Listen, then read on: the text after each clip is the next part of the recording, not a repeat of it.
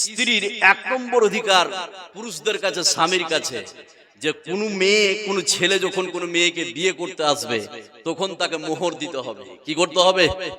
মোহর দিতে হবে। এই মোহর দেওয়া সুন্নাত না নফল? জোরে বলুন। এটা হচ্ছে ফরজ। এটা হচ্ছে কি? ফরজ। এবার এখানে যতগুলো লোক আপনারা বসে আছেন, মোহর ফরজ, মোহরের যেটা বিপরীত সেটার নাম কি? যৌতুক বা ডিমেন। আছে না নাই? সে কথা আমি একটু পরে বলছি, আগে শুনুন। মোহর, এখানে যতগুলো লোক আছেন যে এখনো অনেক স্বামী আছে যে স্ত্রীকে মোহর দেয়নি, এরকম হারামখোর আছে না নাই? এই কথা বলেন, আছে না নাই? 10 বছর 20 বছর বিয়ে হলো, আপনার 3 লাখ 4 লাখ টাকা মোহর করেছে। এই আপনার 4 লাখ 5 লাখ টাকা মোহর আপনার স্ত্রীকে আপনি দেননি, আর তাহাজ্জুদ পড়ে বলছেন জান্নাত যাব। স্ত্রী যদি মোহর মাপ না করে, তাহাজ্জুদ পড়ে জান্নাতে ঢুকতে পারবে না, গেটে আটকে যাবে। নাউজুবিল্লাহ বলবেন না? স্ত্রীকে মোহর দেওয়া কি? ফরজ। এবার এখানে যতগুলো লোক আপনারা বসে আছেন, আমি আজকে পরিষ্কার করে বলতে চাই, মোহর বাকি থাকে কিন্তু যৌতুক ডিমেন কোন বাকি থাকে না? এই থাকে না? তো আপনার জামাইকে একটা গাড়ি দিতে চান, 1 মাসের মধ্যে আপনি না দিলে আপনার মেয়েকে 3 বার খালি পিটাবে ওই হারামখোর, আর বাপের বাড়ি পাঠাবে। আছে না নাই? কথা বলুন। তাহলে মোহর হচ্ছে ফরজ।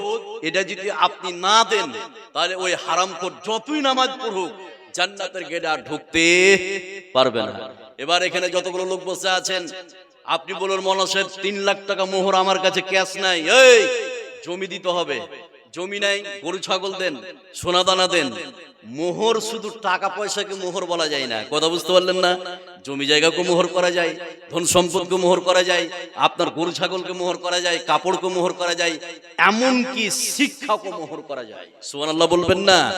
মোহরের কত গুরুত্ব, একটা ভয়ঙ্কর হাদিস আপনাকে আমি শুনিয়ে দিচ্ছি। এখানে যতগুলো লোক আপনারা বসে আছেন খুব খেয়াল করুন, মোহরের কত গুরুত্ব, শিক্ষাকে মোহর করা যায়। এবার হাদিসটা বলছি, একটু খেয়াল করেন, একটু মনোযোগ দেন, তাহলে বুঝতে পারবেন।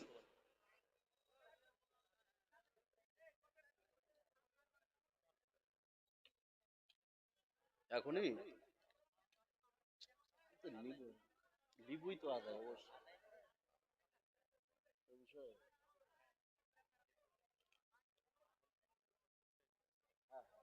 এটি দিয়েছে।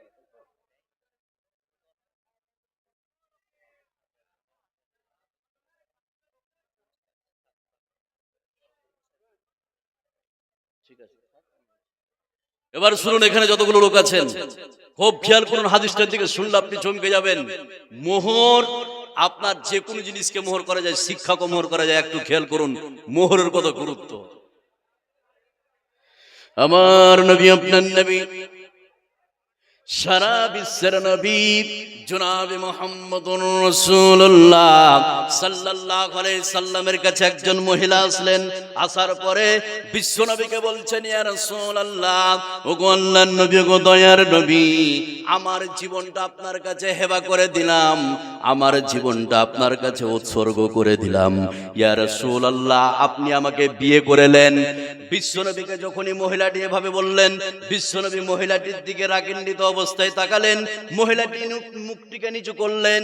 এমন সময় একজন সাহাবী বিশ্বনবীকে এসে বললেন, ইয়া রাসূলুল্লাহ, আপনি যদি মহিলাটিকে বিবাহ না করেন, আমার সঙ্গে বিয়ে দেন, আমি মহিলাটিকে বিয়ে করতে রাজি আছি। জোরে বলুন সুবহানাল্লাহ।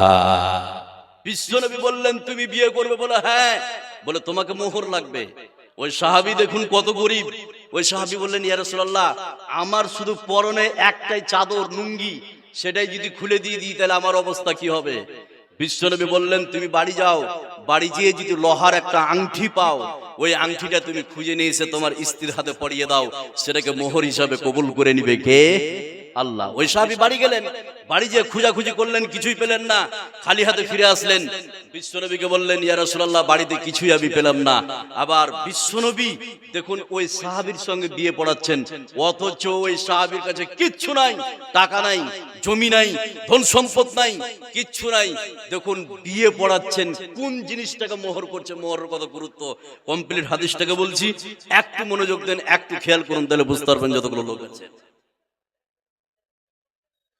আমার নবী, আপনার নবী সারা বিশ্বের নবী জনাবে মুহাম্মদুর রাসূলুল্লাহ সাল্লাল্লাহু আলাইহি সাল্লাম ওই সাহাবীকে বললেন, ও সাহাবী মাদামাকা মিনাল কোরআন, ও সাহাবী তুমি কি কোরআনের কিছু সূরা জানো নাকি? ওই সাহাবী বললেন, ইয়া রাসূলুল্লাহ, কোরআনের অমুক অমুক অমুক অমুক অমুক অমুক সূরাগুলি আমি জানি।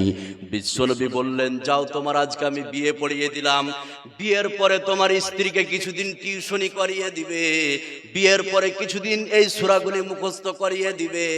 আল্লাহ রাব্বুল আলামিন এই সূরাগুলিকে মোহর হিসাবে কবুল করে নিবে। জোরে বলুন সুবহানাল্লাহ। এবার আপনাকে আমি বলছি, এখানে যতগুলো লোক আছেন যারা মোহর এখনো দেননি, সব কাজ করতে পারছেন কিন্তু স্ত্রীর মোহর দেননি, এই কালকে আপনাকে মোহর শোধ করতে হবে। এবার একটা আয়াত বলছে, এখানে যতগুলো লোক আছেন মোহরের কত গুরুত্ব আপনি শুনলে অবাক হয়ে যাবেন। খালি ঘটনাটা শুনুন, যতগুলো লোক আছেন। এই পৃথিবীতে একজন নবী ছিলেন, তার নাম হচ্ছে মুসা আলাইহিস সালাম। নাম শুনছেন? মুসা আলাইহিস সালাম। তিনি একজন নবীর মধ্যে তিনি একজন রাগী ছিলেন। তো মুসা আলাইহিস সালামের যুগে দুইজন ব্যক্তি ঝগড়া করছিলেন। ভালো করে শুনুন মোহরের কত গুরুত্ব। দুইজন ব্যক্তি ঝগড়া করছিলেন। ঝগড়া করতে করতে মুসা আলাইহিস সালামকে দেখলেন। দেখার পরে দুইজন ব্যক্তি আসলেন মুসা আলাইহিস সালামের কাছে সালিসের জন্য। এবার মুসা আলাইহিস সালাম দুইজনের সঙ্গে কথা বলছিলেন, কিন্তু দুইজনের মধ্যে একজন কথা শুনছিলেন না মুসা আলাইহিস সালামের। মুসা আলাইহিস সালামের রাগী মানুষ, এক ঘুষিতে বা এক কিলে বা এক থাপ্পড় মারলো, লোকটা মরে গেল, মার্ডার হয়ে গেল। মুসা আলাইহিস সালাম এলাকা ছেড়ে যেতে শুরু করলেন। তিনি মাঠ দিয়ে পথ যেতে শুরু করলেন। তো মাঠ দিয়ে যেতে যেতে দেখতে পেলেন যে একটা কূপ, ওই কূপের উপরে একটা প্লেট বসানো আছে। তো দুইজন মহিলা ওই কূপ থেকে প্লেটটাকে সরিয়ে পানি উঠিয়ে ছাগলকে পানি পান করাবে।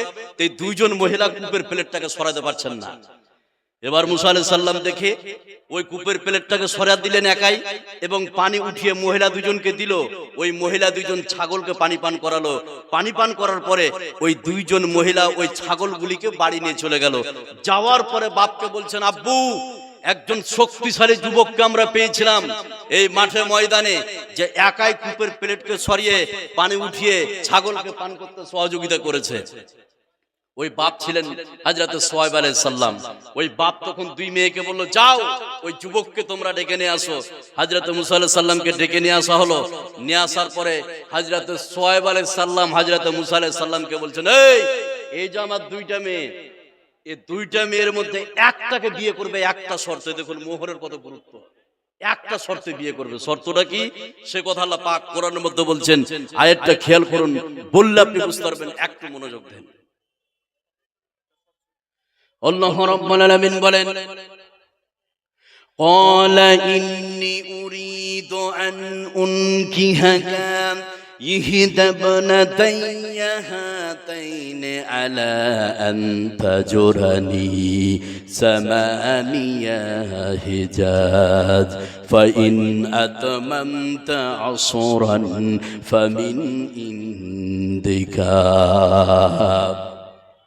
হযরত শুআয়ব আলাইহিস সালাম হযরত মুসা আলাইহিস সালামকে বললেন, এই যে আমার দুটি মেয়ে তুমি দেখতে পাচ্ছ, এই দুটি মেয়ের মধ্যে একটি মেয়েকে তুমি বিয়ে করতে পারবে একটি শর্তে। সেই শর্তটা হচ্ছে তোমাকে আমার বাড়িতে 8 বছর কাজ করতে হবে, আর যদি 10 বছর পূরণ করো সেটা তোমার ইচ্ছা হয়ে যাবে। জোরে বলুন সুবহানাল্লাহ। হযরত শুআয়ব আলাইহিস সালাম হযরত মুসা আলাইহিস সালামকে বললেন, ও মুসা, আমার একটা মেয়েকে তুমি বিয়ে করবে, একটি শর্তে তুমি বিয়ে করতে পারবে, আমার বাড়িতে তুমি 8 বছর কাজ করে দিবে। তাহলে একজন মেয়েকে বিয়ে করার কারণে তার শ্বশুর বাড়িতে 8 বছর কাজ করতে হবে। একজন নবী আরেকজন নবীকে বলছে, একটা মেয়েকে বিয়ে করলে 8 বছর আমার বাড়িতে কাজ করতে হবে। জোরে বলুন সুবহানাল্লাহ।